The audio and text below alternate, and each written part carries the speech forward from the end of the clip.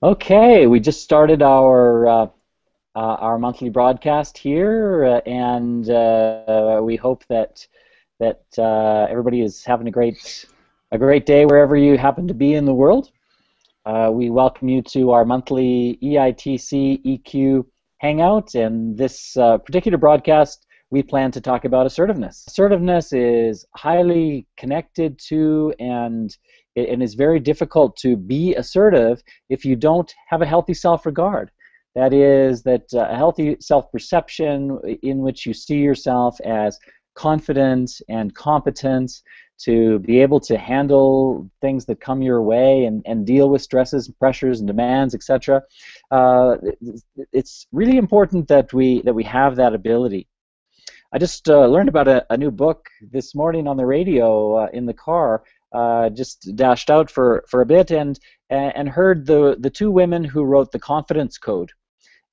They were discussing this idea of confidence with respect to women, and talking about the various aspects of confidence, which I found really fascinating, given that we were going to be talking about assertiveness this morning, and again the high correlation between one's self-perception and one's ability to be assertive.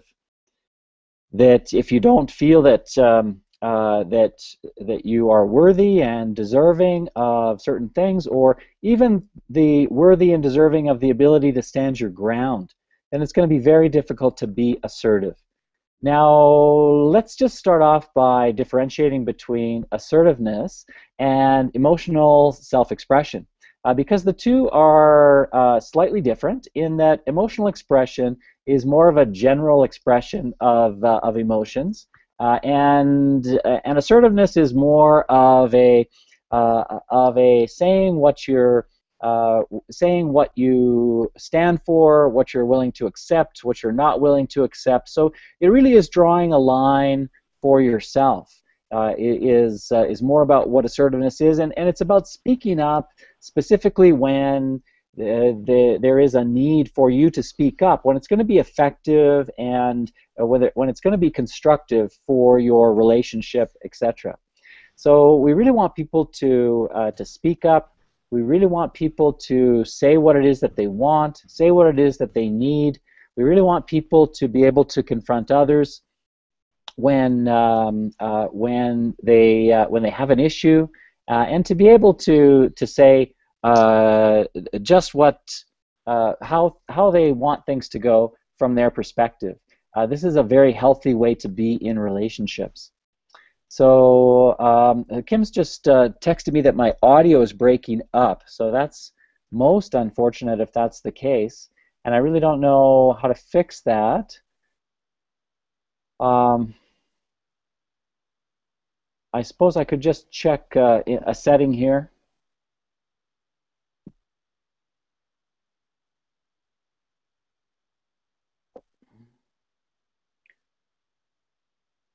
Okay, let's go with that. And Kim's joined us once again, and hope we're going to be able to keep you this time, Kim, for a bit. And I was just saying that, Kim, that the difference between emotional expression and assertiveness is that emotional expression is a little bit more general in nature. It's a little bit more about letting people in to our emotional world, whereas assertiveness is about saying more about what your boundaries are, what you're willing to accept, what you're not willing to accept. It's more about it's more about saying what you need and what you want. One of two areas that we focus on in training with respect to assertiveness. One is in the area of I statements. I statements are a brilliant little formula for assertiveness, which we'll absolutely talk about with you. The other is saying no. And of course, what we're talking about is saying no when people are asking you to do things that are beyond your capacity, when they fall outside of your particular set of values. And so this is really important, that we have the ability to say no when it's not when a request is not right for us. So we'll talk about those things, and we'll talk about the importance of assertiveness. And as I mentioned, this really interesting book, the Confidence Code, that I heard about this morning, that I really want to take a look at. This is about confidence, and specifically, it's about confidence in women. But I think that that there are some interesting learnings there around how we are socialized to be assertive or not be assertive, and just the idea that about what is acceptable and what's not acceptable. We bring those beliefs and those assumptions in with us, and we sometimes feel like, well, I could never say that to this person, or I could never stand up for myself in this way, which is part of our socialization, that we've been socialized to believe those things about ourselves. And we've got to be able to, first of all, become aware of those beliefs and those assumptions that stand in our way, and then be able to change those beliefs when they don't serve us. Kim, I'm just going to turn it over to you for a moment. Just some initial thoughts and initial ideas around this area of assertiveness. Well, I think one of the good morning, and thanks for putting up with the technical delays on this end. I think one of the big things about assertiveness is this ever-present little voice in our heads that's saying, what are people going to think if you disagree with what the common point of view seems to be in this situation? So I think that with assertiveness comes a degree of confidence in being able to express what's going on for you, being able to clearly articulate what your viewpoint on a situation is, even if it is not exactly what the rest of the group is seeming to indicate is their opinion. And that's where people end up stumbling a bit, because we really give a lot of credit, a lot of credence to what other people supposedly think of us. Absolutely, we do, and it's really quite fascinating to think that that those kind of cultural beliefs around what's okay, what's not okay, what we think is okay to say to another person, and what's not okay to say to another person, that these things actually interfere in our ability to be effective. So we first of all need to become more aware of those beliefs and those assumptions and those kind of cultural mores which guide our behavior, and then ask ourselves whether that's working for us or not working for us, and whether we could be more effective if we modified those beliefs somewhat. So let's talk about I statements first of all. This is something that we use in training. And I'm sure you've heard of these I statements before. This is about where you say, I feel such and such a way because, and then attach that to a particular situation or scenario or behavior, so that the people understand what it is that your particular emotional response is connected to. And then there is a request. And we may have talked about this when we talked about emotional self-expression, because I statements are important there too.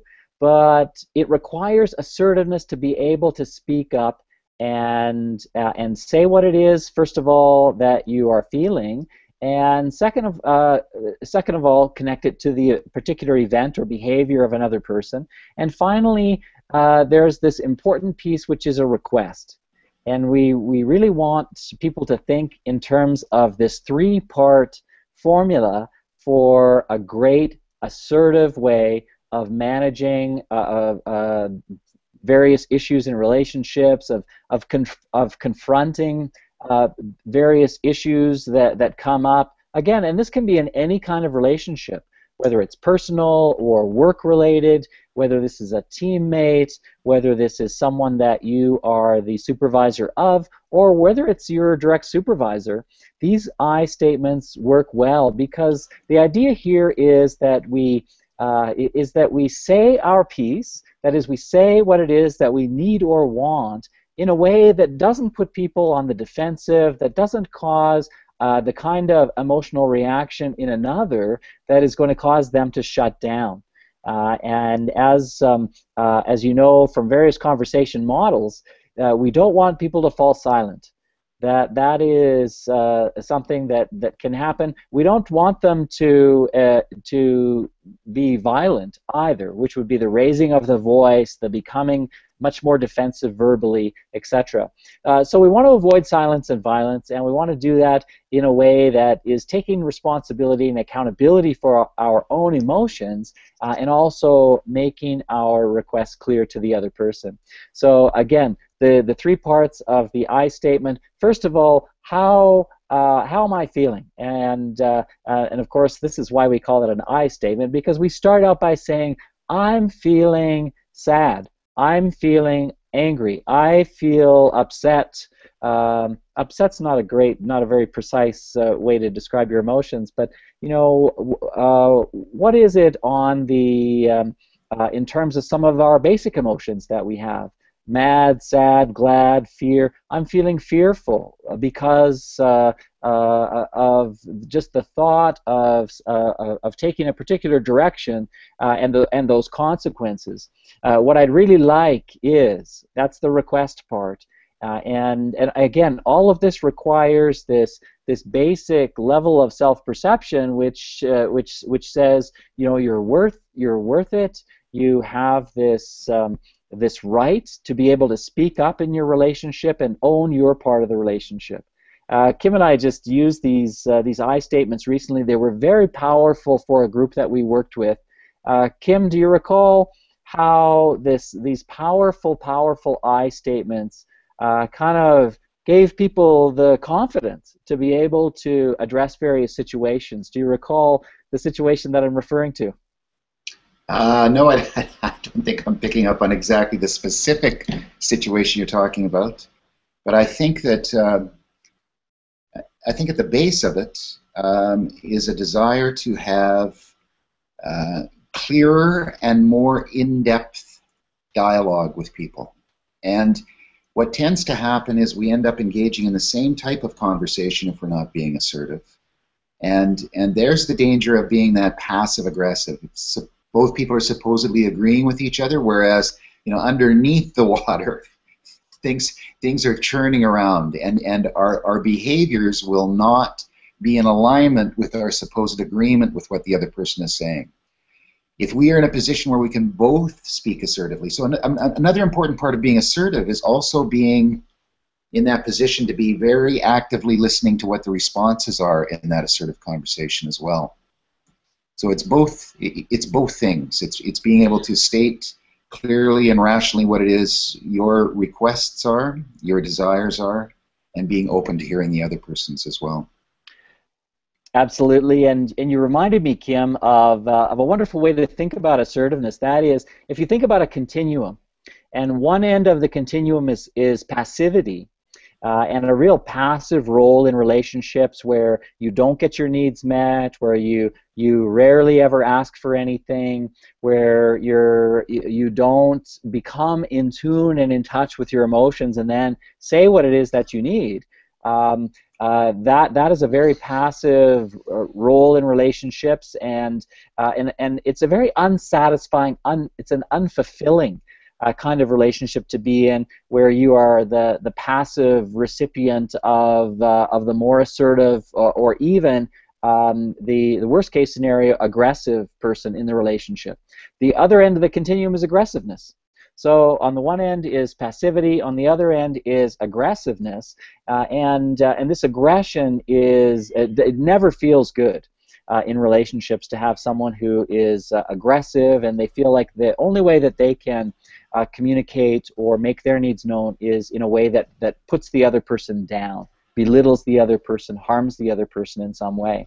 So right in the middle of passivity and aggression is assertiveness. And this is the goal. We want to get to this place where we are saying what it is that we need and what it is that we want, and that we're addressing our own fulfillment and having a more equitable exchange, a more equitable way of relating with others, and that is the most fulfilling kind of relationship, where there is a give and there is a take, and that's a fairly equal process. The result of not being assertive means that the relationship is out of balance, and it's an unfulfilling relationship, and it's one that that is strained and that is not rewarding and fulfilling.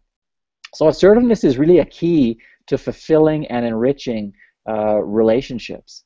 And people, when people start using something as simple as an I statement and just saying, I feel this way because I feel this when you behave in a certain way, and really, again, the importance of the I feel is owning your own emotions, and rather than what is tempting is to say, you make me feel. And of course, we've all heard that people can't make you feel a certain way, but in the moment, it appears or it seems that this person has made us feel the way we feel. So we take accountability for our own emotions by using the I statement. I feel this way when you take that particular action, and what I'd like, my request in the future is whatever it is for you to consider this what I'm telling you, and possibly have some sensitivity around that, or whatever the case may be. So that's the I statement. Again, very powerful. The other is saying no. And a wonderful book by William Ury is, and I always get this wrong, it's something about the power of no.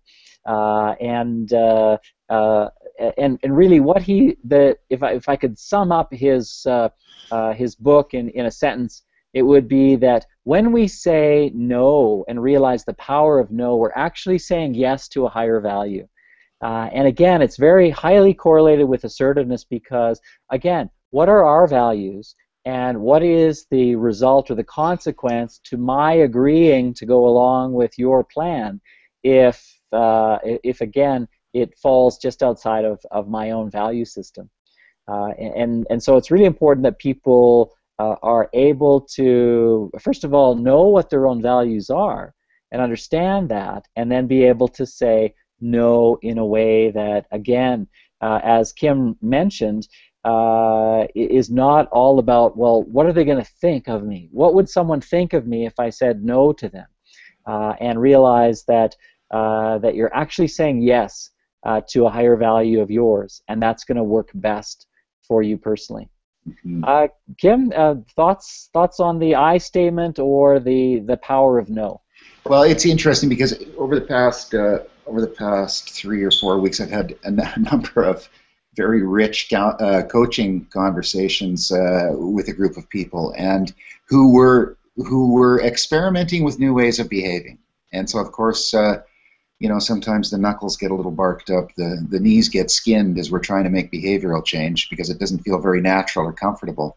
But one thing that came through loud and clear, a lot of these people had adolescent children, and they were finding they were in a position where they were struggling with their adolescent kids around contribution to family life, engagement with family life, and had found themselves being in a pattern where they were trying to order their kids to be a different way. So when we covered the I statement information in the training, they were going home and having different conversations with their kids. And it was amazing to see over a very short period of time how that relationship had changed, where they took themselves out of wanting to be in control of their kid and took it to a place of, what I really want with my child is a relationship with my child, and I want that to be an ongoing relationship. So that means that I'm going to have to change my way of interacting with this person, and because that's the only thing I have any control over. So just those aha moments for people, and seeing their shoulders relax and their faces relax, and the joy in their eyes around already having a different relationship with their difficult adolescent children. Their difficult adolescent children weren't being as difficult. Absolutely, it's really great, and I love the description of moving out of control and into relationship. Yeah. That's what again, a lot of the competencies that we're talking about that are the competencies of EQ are just those skills and competencies that are going to allow people to move out of control. And again, control is related with what we often talk about as the dominance paradigm, the hierarchy, and we want to move out of that need to control people. And if you've ever tried to control people, you'll know that it's really not possible to do that effectively. And so what we need to consider is moving out of control and into relationship, as my wonderful colleague so beautifully put it, into relationship.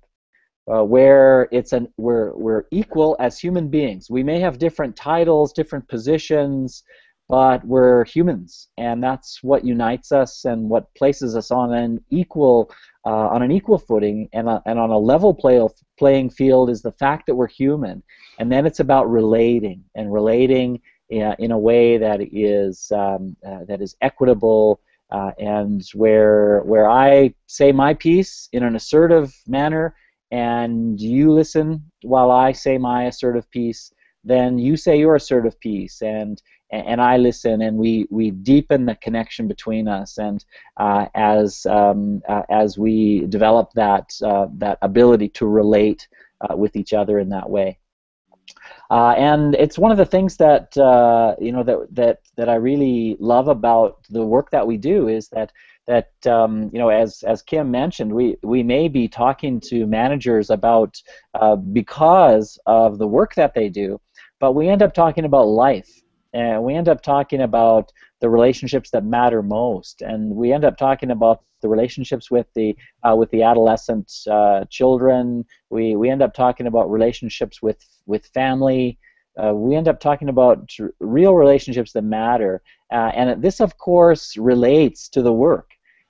As people relate better, more effectively, and have better relationships with people in their family, they become a better worker and become a better employee and a better manager and a better supervisor. So it all connects for us, and we don't like to differentiate and categorize and say, are we talking about work now or are we talking about life now? Because again, for us, it's about integrating work and life and not seeing the compartmentalization of one's life, but to see the integration and how it all fits together, and how assertiveness is such a key skill in making sure that you get your needs met, you get your opinions heard, you say what you need to say, and others in a way that allows other people to listen to you. And again, I guess that's one of the magical properties of the I statement is it reduces defensiveness, kind of minimizes the reaction that people have. Excuse me, and they're much more prone to listen to what you have to say and be interested when you own your own emotions and your own feelings, and then say what it is that help people to understand them, and then request for what it is that you need and want in the relationship. All right, we're coming up to the end, Kim. Of parting words. Yeah, just a little thought around the no, saying no to. I think that we live in a culture where we're all stretched a little thin. We have a lot going on in our lives, and there are a lot of expectations for all of us to continue all of those activities in our lives. And I think one of the key ingredients is being able to say no, to allow yourself a bit more time to take a look at what's really going on in your life too. It's an important factor in those no statements. We end up saying yes, yes, yes, and we start to think, this just isn't fair. Life, I don't have enough time in life. Life is happening to me. So there's that sense of loss of control around how I'm living my life too. Whereas if I start to say no to a few things and afford myself a bit more time, the activities, the conversations, the relationships that I am engaged in will be richer for that. Absolutely.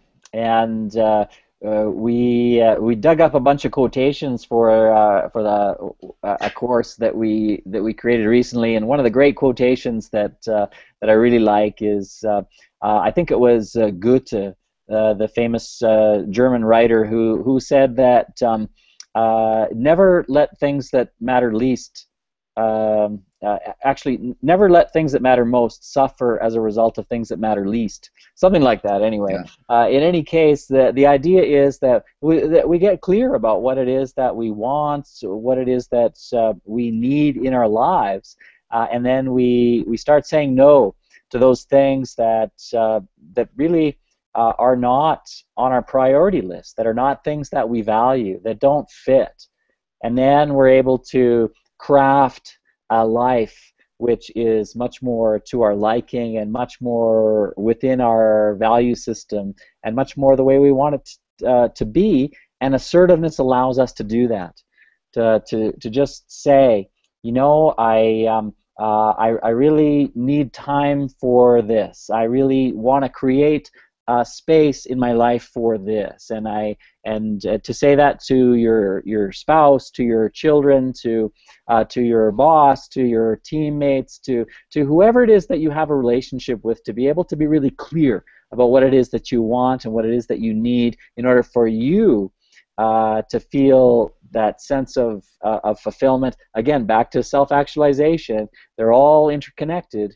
When you have that sense of fulfillment, then you're going to be a more effective person. You're going to be a more effective partner in any kind of relationship. And so assertiveness is really key to relationships and to communication, to make sure that you're the best person that you can be in each of those relationships.